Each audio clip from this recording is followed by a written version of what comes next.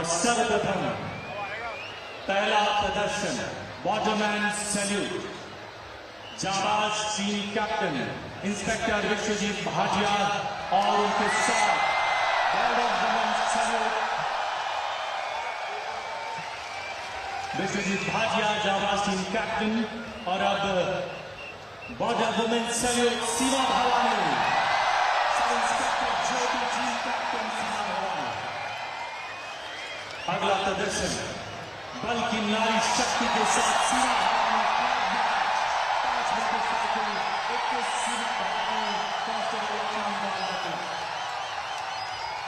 अगला प्रदर्शन pole riding जाबाज एक मोटरसाइकिल एक जाबाज इंस्पेक्टर अवधेश कुमार सिंह, जिन्होंने इस तरीके से एक रिकॉर्ड कायम किया 16 घंटे 26 मिनट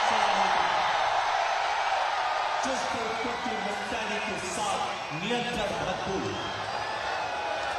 अगला प्रदर्शन बीएसएफ ऑफ सिंधु।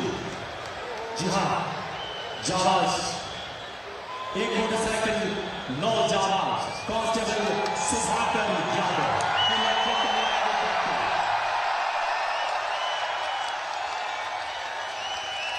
यह है पैनी नजर जो हमेशा सीमाओं की सुरक्षा में तत्पर रहती है। BSF first line of defence, सीमा सुरक्षा बल देश की प्रथम रक्षा पंक्ति। और यह है महाशक्तिमान जवान जो